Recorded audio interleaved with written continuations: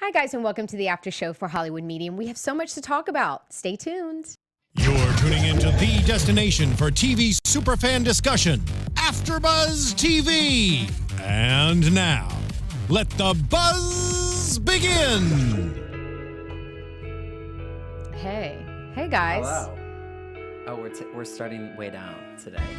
Yeah, it makes me want to go to sleep. Hi, welcome to the after show for Hollywood Medium. My name is Ava Hill, and you can find me on No, you can't actually. My social media is deactivated. I'm taking a social media cleanse, and I suggest everyone do that. Yeah, so you can't find me on anything. So you're just gonna have to tune into the show because this is the only place you can find me. But to my left, my lovely co-host. Well, I am not on a cleanse, but I'm Stefan Lovegrove. You can find me on Twitter and Instagram at Dr. Lovegrove. And I do have to say about this song, this was actually my study music. Not this particular song, but Explosions in the Sky was like my study music all through high school and college. So shout out to the throwback of Friday Night Lights for Adrienne today. That's my reaction with the opening credit, okay? Or with the opening credit, the opening song. It makes me just want to like... Just take a nap. We're taking a chill pill today. We're taking a chill pill, guys, and we're doing a social media cleanse. Get on it. Okay, so let's get into this episode. First of all, I appreciate this episode in particular because I felt like it was more specific than his other episodes. I think with other people, well, it depends on what people want to be exposed, but I feel like this episode in particular was a little bit more detailed. How do you, what do you feel about that? Yeah, no? Well, I do think Tyler can't control what comes through. So in some instances, like, that's a good point. Khloe Kardashian came and had very specific love life questions. And he didn't really give her what she was looking for. Like, she kept asking, like, no, we haven't gotten to the right answer yet. Home Slice can't catch a break. She can't get answers in real life or on the other side. But that revenge body. But that's another discussion. but that body, though. But I think that he can't. I think that he can't control what comes through, which actually validates him that it is real and he's not just researching these people. But in any case, there was a lot of specifics. Patti did ask the love life question and get a lot of answers. Now wait, Patti how do you say it? Stanger. Stanger. For people who don't know who she is, she does $1 Million Matchmaker. Is that what she does? I've never seen the show. Yeah, I forget. So it transferred networks and it went from like Millionaire Matchmaker to $1 Million because they had to change that trademark. But yes, is there a difference? That's her. That's Patti. So but anyway, yes, it was an emotional episode overall with a lot of specifics. Okay, so when I get to that tax bracket, I want to make sure that I'm called a millionaire, not $1 million. Okay. That was a bad joke that didn't pass. No one laughed. We'll make that note for the future. Okay, thank you. So Patti's mom came through, and what I liked about this reading in particular is that I'm kind of going to segue a little kind of elsewhere right now. My mom and I, it's going to come back to the point, I promise you.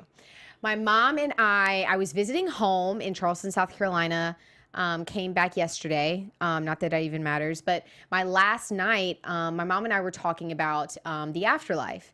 And I asked her, if heaven really exists and what really happens when you pass and all that kind of stuff. And my mom said, well, have you seen this movie? It's called Heaven is for Real. I don't know if you've heard of it, but it's about a little boy, 4 years old, who is on the operating table in the hospital, and he doesn't die, which is interesting because he went to the afterlife and came back, and it's a true story. And he's openly admitted that he lied. Are you serious? Yes. No. Yeah. There's a whole, because he was about to get a movie deal out of it.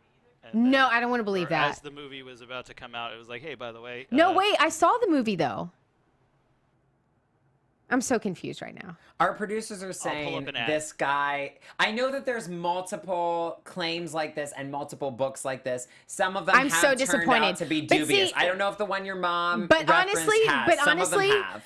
I didn't really want to believe it. And then if it is a true story, I don't know. The details that the 4-year-old came back and said were just insane to me, and they were very specific. And it's not like he ran to his dad when he was able to be like, hey, this is what I saw. It was kind of like he would kind of just drop like, oh yeah, that did happen. But all of that to say, my mom and I were talking about, was it my mom and I don't know who it was, but anyway, I remember talking about, no, this was actually in the Lyft car. I was talking with my Lyft driver. In the okay? lifts, the best In the conversations lifts. are the worst ones. They're always good for me. But we were talking about how some people control like when they pass. And I didn't know that you could do that. And rooting back to Patti, see, I told you he was going to come full circle. I liked that her mom, did you really just draw a circle? Oh, I thought you were drawing. I thought he was drawing a circle for my comment. But anyway, Patti elaborated and Tyler elaborated on how her mom was waiting for her to come visit her before she passed.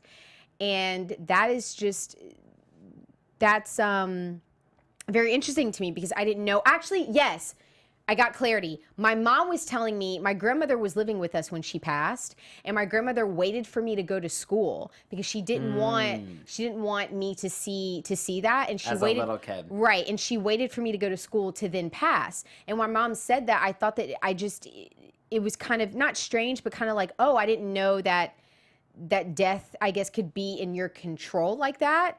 So when Patti talked about her mom saying that, you know, she waited for me was very interesting to me. I didn't know that was a thing. I've always wondered if it's like, have you ever been in bed or on the couch or something and you kind of had control over whether or not you let yourself drift into sleep? That's what I always assumed it was like. That's sleeping, though. That's sleeping. I know. Well, I don't have a reference point. I will say. Because to me, when it's your time to go, it's not your decision. When it's your time to go, it's your time to go. So how do you control that? But, well, so the timing thing kept coming up, and in other readings too, both in this episode, people talk about holding on. Like, I don't know what it feels like. Obviously, we haven't been there. But people talk about they made a distinct choice to hold on. So... Have you ever heard someone say freaked out. They had a moment and there was like a car accident or something and they had this moment where they almost like passed and they had a decision in the split second of do they want to pass or not? I've met multiple people that have told me that. Because I'm choosing to stay. Right, but I know that there's multiple people that have told me they had a moment where they felt like they could have passed on and they chose to come back. You know these people? Yeah. This is a normal thing, guys. No? I don't know anyone that's been through that. Okay, well let's talk about Patti.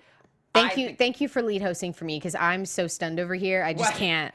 Okay, because I love seeing Patti emotional. I know that you don't watch her matchmaking, but she is very tough love, which I do appreciate. I understand that she has really bad So it was clients. good for you to see that she had feelings. Right, and we don't get to see that side of her.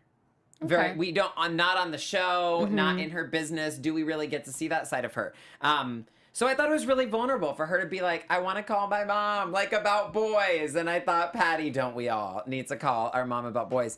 But she said, I want to call my mom, and I can't. And Or she was you sad. can just opt out of dating and just call your mom for actual important things because men ain't. Remember that. So, Which Tyler you heard it did here curse first. and say that word He that did. you edited on tonight's show. Can we talk about that? Can we talk, you guys, about Tyler got a little edgy on this episode? We were trying to figure out, have we ever heard Tyler curse before? I think Tyler is like the cupcake version of like sunshine and rainbows, and I've never heard a curse word. I've never seen one. I've He's never a been near person. one. He is a person, Who's, but like, our he also age. walks into rooms Younger than our and doesn't know people like Bobby Brown. So I don't know what planet he's on. It is surprising but who he knows. Because Exactly. We talked Rainbow about this last sunshine. week. He knows Jersey Shore people. He lives at the shack, okay? He doesn't know. Have you seen that movie? Yes. Okay, that's where he lives. Rainbows, flowers, candy, like...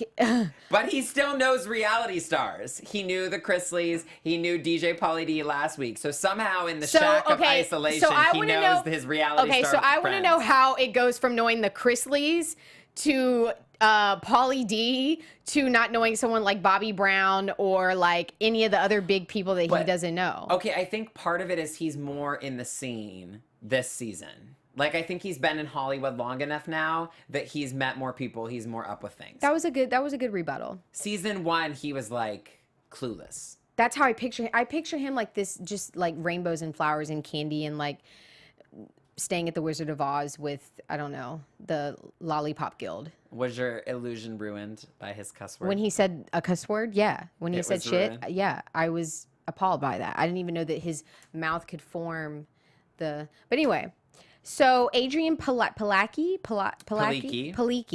who's an actress, her reading, even though I don't know who Adrienne is, and I'm kind of sad because I only know one set of, I only know one. Chrisley's. Yeah.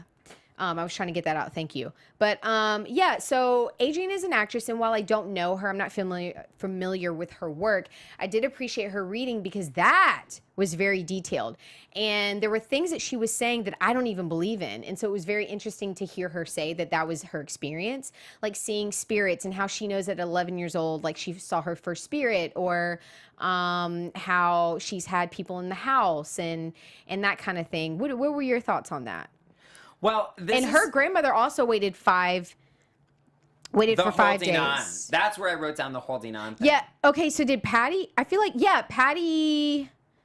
Did Patty's mom too? I thought Patty's mom waited too. Because her mom was in Florida. Patty's mom. Her mom was in Florida. Yeah. So it was a theme for, and even the Chrisleys was a different situation, but the timing thing was like a common thread. But So I think Adrienne is the first person we've ever had on the show that was like, I am an intuitive. I don't know anyone's ever claimed that. And people have had like, oh, I had a vision one time, or I had a dream. She's really into the spirits. She's really like into from it. 11 years old on. Tyler said on Twitter tonight that he thinks children are more receptive because they trust what they see, what they feel. Kind of like, although we don't know that if it checks out, but like the 4-year-old. But yes, there but it is. also, the story. but also about, wait, hold on. Boy says he didn't go to heaven. Publisher says he will pull books. So there it is. Yeah, but who is it? Who is it though? Is his father a preacher? Where's his family from? Because there's probably many stories out like this though. Because there the are movie multiple, was and multiple of them have not Alex been Malarkey, which is a great name. Wait, Malarkey, that's a name for like a bunch of BS. Wait, now the boy who came back from heaven, Alex Malarkey, said this week this story was all made up. Well, anyway, skeptical I'm going to research not, that, because if so, my heart is completely broken because they almost had me. They almost had me with that movie.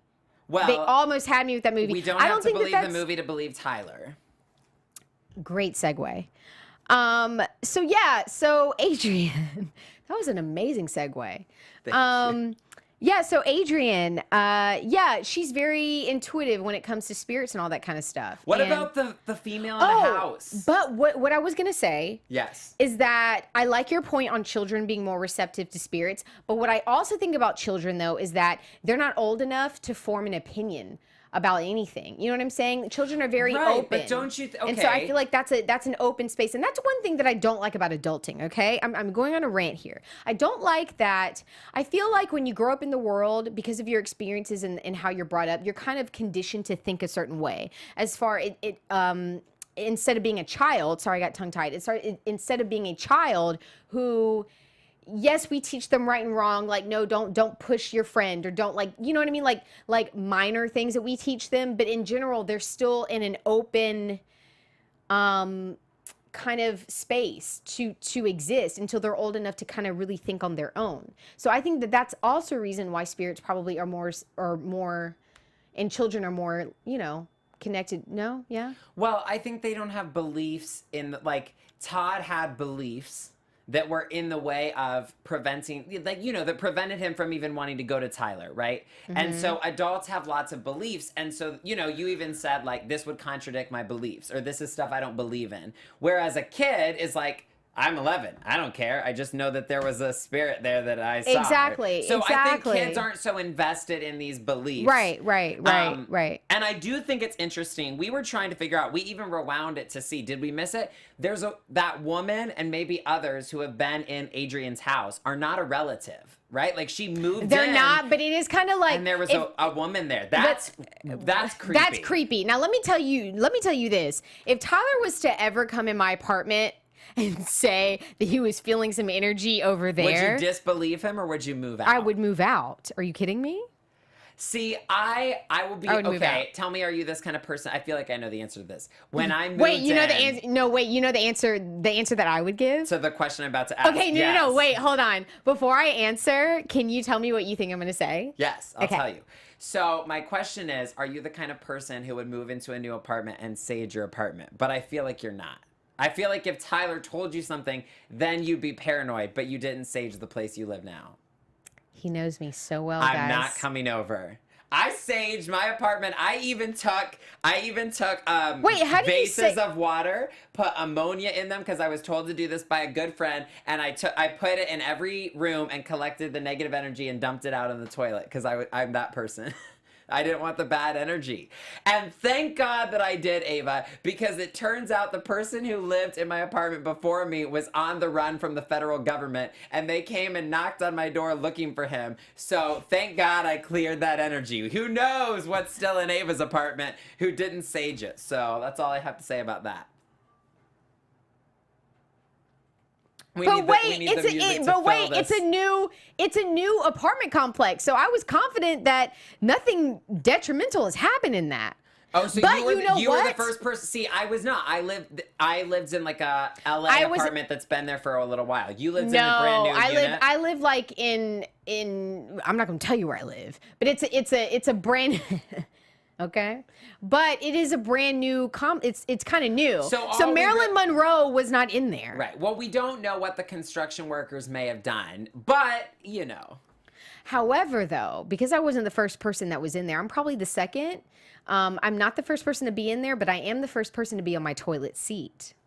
Got it? Oh, so somebody else did live there. You should have done the sage. Well, anyway, I did. Adrienne. I replaced the toilet seat. That's saging for me. Okay. So Adrienne, her grandmother waited for 5 days, and they have a connection that even though they've never met before, they felt. Adrienne feels like they have a connection that is just unbelievably strong. And even the grandma said that she feels more connected to her in the afterlife than her being in the flesh. Correct? Did I get that correct? I thought the grandma thing was beautiful. The talking in her sleep thing was weird. That like they right before they got the phone call. That's really creepy, and that's something I cannot tolerate. I can't do it. I'm like the most. I don't want a child that talks in their sleep to warn me about death. Me neither. That's okay? too much. Me neither. I don't want that information. I don't want that. I don't want to come into a room and see my child like talking to someone because that's very strange. However, I do have a little segue story. Hold on, guys. I love these segues tonight. Thank you. So, my grandmother lived with us in my house, and she passed. And my mom told me. We have a little chihuahua, and she has pretty big toys, and most of the time she needs help to bring her toy onto the bed. Like she can never get on the bed with the toy in her mouth because she's not that big anyway. And the toy is like more than half her size. So anyway, everywhere that my dog goes or my mom's dog goes, she goes, right? Like they're never apart. And my mom was in the front side of the house, and my dad was with her, and my dad was like, wait, where's Daisy, right? And so my mom was like, oh, good point. I thought that she was laying beside me in her little donut. So they go back to the guest room where my grandmother was, and she told me that all of Daisy's toys were lined up on the bed by size, and that Daisy was like laying there just looking at them in awe. And I was like, Mom, are you sure that like she didn't do that Daisy didn't do that herself? And she was like, Ava, Daisy's like the size of like the AFTERBUZZ cup. Like how would she be able to get all those toys up on the bed and then line them up by size? Like it was from small to biggest. And I'm still having a hard time believing, but like my dad was so freaked out by that because he's not into spirits either, that he made my mom like take a picture of it because it was so crazy. But all that to go back to say, because it always has a point, that with Adrienne being a little girl and how it was so like the coincidence of her grandmother passing and then her parents, I guess, seeing her talk to someone, I just don't like, I mean, the facts are there. I mean, who else could she have been talking to?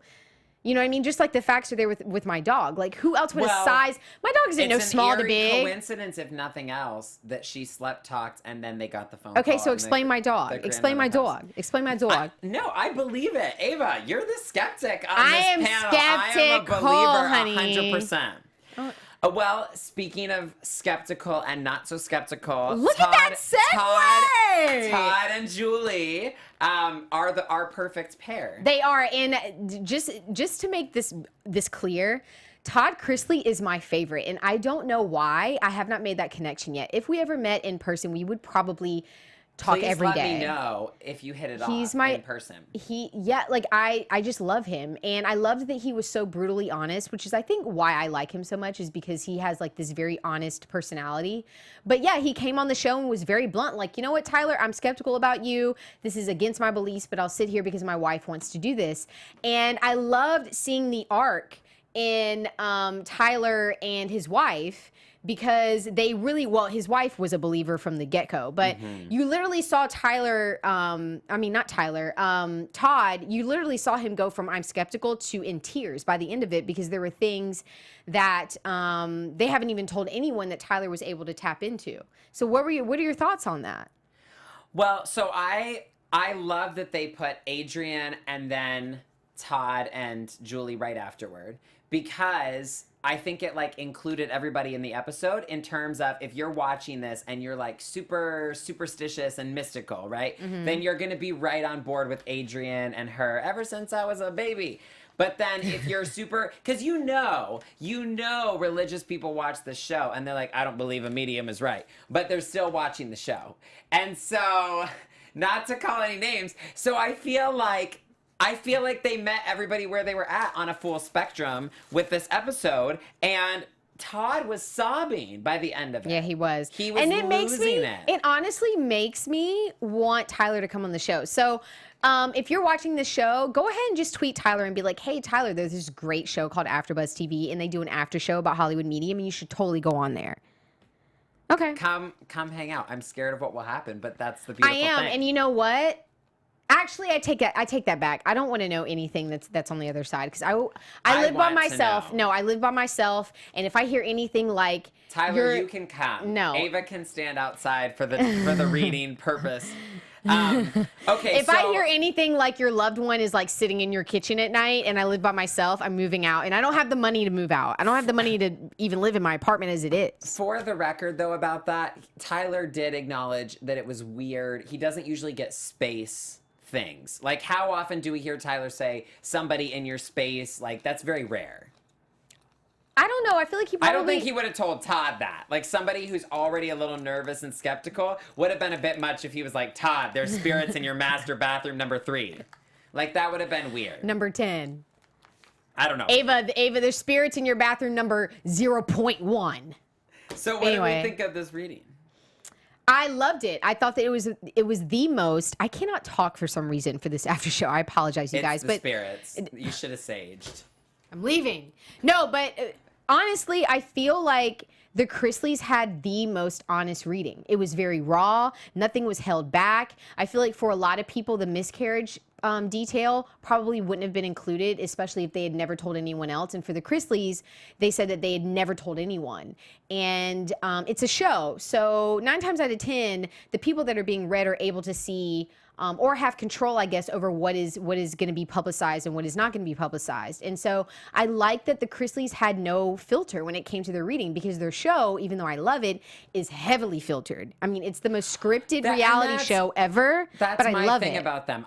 It is hard to turn away if it's like a marathon of Chrisley Knows Best and you turn it on. It's easy to get sucked into, but it also is so edited. So produced. It's so produced, and like there are even sometimes where there are scenes where it's like they have to hold back laughs because it's obviously very scripted.